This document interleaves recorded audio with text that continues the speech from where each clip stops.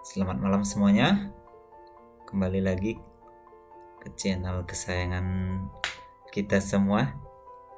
Di channel literasi keuangan ini, saya akan membahas tentang gaya hidup frugal living.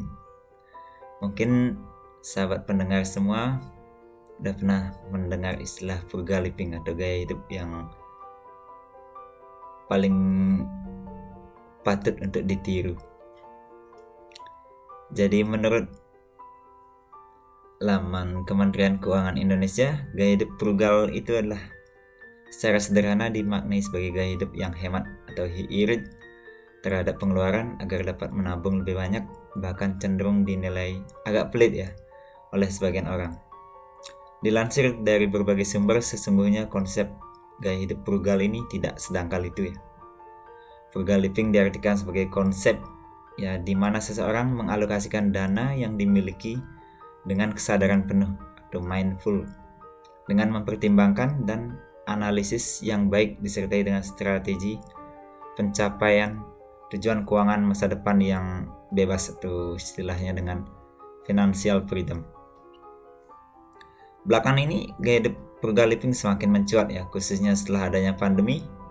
Dalam kondisi yang penuh ketidakpastian, masyarakat semakin sadar bahwa memikirkan dana darurat lebih penting daripada menghabiskan dana untuk saat ini. Pandemi membuat seseorang semakin dapat mengukur bagaimana kondisi keuangan finansial, seberapa besar dana pensiun yang dimiliki atau dana darurat, dan seberapa kuat fondasi keuangan dalam menghadapi ketidakpastian ekonomi, baik itu di tingkat keluarga maupun secara makro ya. Jadi di sini seseorang yang mengadopsi frugal living akan memilih hidup yang sederhana ya. Seperti saya berikan contoh dengan memasak sehat daripada membeli makanan di luar, membeli produk lokal berkualitas tanpa harus menilai merek, tidak memusingkan apa itu fashion atau apa itu gadget yang terus-menerus up to date ya. Jadi tidak terlalu mengikuti perkembangan zaman, namun tetap mengutamakan valuasi atau nilai dari suatu barang yang diperlukan. Para penganut frugal living akan terus menikmati hidup berkualitas dengan standar yang mereka sudah tetapkan, tanpa harus goyah dengan pendapat orang lain, demi tercapainya tujuan keuangan jangka panjang yang telah ditetapkan. Kajian atas konsep frugal living semakin berkembang, tidak hanya menghubungkan gaya hidup dengan tujuan keuangan pribadi jangka panjang, namun juga tetap demi keberlangsungan kehidupan seluruh manusia di masa yang akan datang. Menurut seorang profesor filosofi pendidikan dalam tulisannya The Frugal Life and Why We Should Educate for It, menjelaskan bahwa frugal living harus diadopsi oleh generasi masa depan. Jadi pasca pandemi COVID-19 ini dan perubahan iklim harus menjadi momentum untuk mendeklarasikan frugal living. Jadi di dunia barat atau negara-negara Eropa, Amerika sudah mulai gentar ya mengajarkan konsep frugal living ini ke generasi-generasi yang muda. Tidak hanya negara miskin ataupun negara berkembang, bagi negara kaya pun konsep frugal living ini harus sudah diadopsi sebaik-baiknya. Jadi meskipun negara yang sangat maju, sangat kaya pun harus ya memulai konsep hidup frugal living ini. In case kalau ada gejolak global, gejolak ekonomi itu krisis ekonomi di suatu negara bisa menghadapi. Jumlah penduduk dunia yang terus meningkat dan sumber daya yang semakin terbatas mau tidak mau membuat manusia harus mengadopsi gaya hidup yang hemat, tidak menghambur-hamburkan sumber daya dengan percuma, tidak makan berlebihan, tidak memproduksi sampah yang berlebihan juga.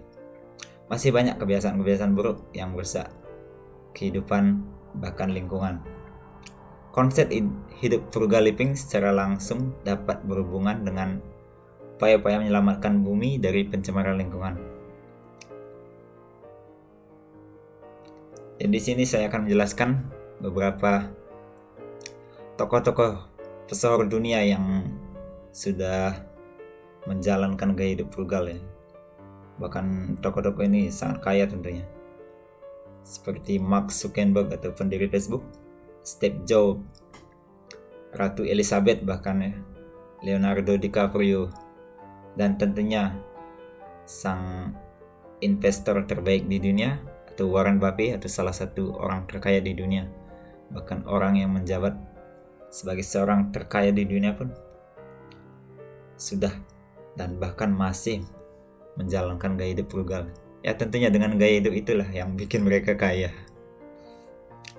Beberapa langkah praktis yang dapat dilakukan untuk menerapkan frugal living antara lain, pastikan ya kita memiliki tujuan finansial ya, atau financial goal yang jelas dan masuk akal.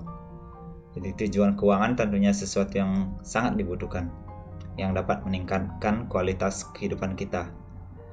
Jadi kita perlu merumuskan ya financial goal yang jelas dan masuk akal, akan membantu kita untuk mendapat tujuan, agar semua upaya yang dilakukan itu tidak sia-sia tentunya. Jadi tujuan keuangan bisa saja mengumpulkan dana pernikahan, membeli rumah, tabungan, untuk biaya pendidikan anak di masa depan, merencanakan pensiun dini tentunya, atau yang kita kenal dengan istilah FIRE, Financial Independent Retire Early.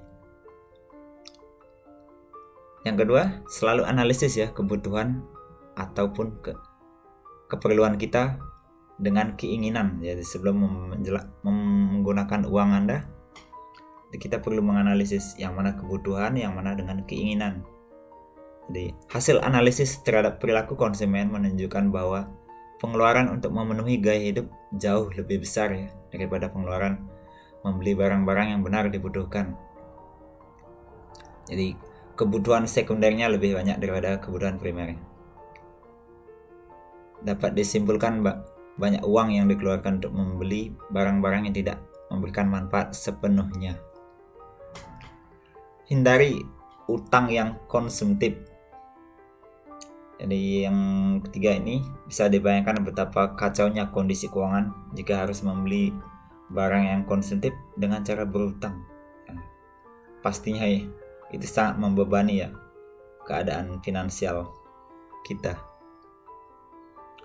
Selanjutnya, selalu merasa nyaman untuk tidak terpengaruh tren. Jadi dengan adanya perkembangan era globalisasi, era digital ini, terus-menerus ya kita digerus dengan perkembangan fashion, gadget, mobil, dan benda-benda mewah lainnya. Itu kita perlu hindari ya dalam konsep frugal living ini. Tren adalah strategi marketing untuk meningkatkan permintaan konsumen, tapi menghindari siklus konsumerisme dan tidak melakukan impulsive buying adalah perilaku yang harus dijaga dalam konsep frugal living. Jadi berhentilah memikirkan ekspektasi orang lain atas diri kita. Selanjutnya, kita harus memiliki persepsi dan kesadaran bahwa hidup bukan untuk saat ini saja ya. Jadi keberlangsungan hidup kita ini sangat panjang tentunya, dan perlu dilanjutkan ke generasi selanjutnya. Masih ada hari esok, masih ada anak-anak yang perlu kita perjuangkan, masih ada generasi yang penerus yang akan menggantungkan hidupnya di bumi ini.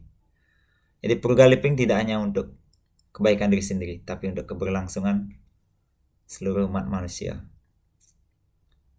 The frugal life, why we should educate for it. Baiklah pemirsa, mungkin hanya itu sekilas dari saya mengenai literasi keuangan ataupun gaya hidup frugal.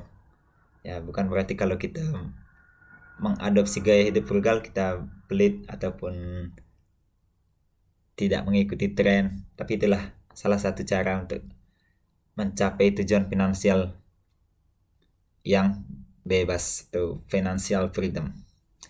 Terima kasih sudah menonton video dari saya. Sampai jumpa di episode selanjutnya.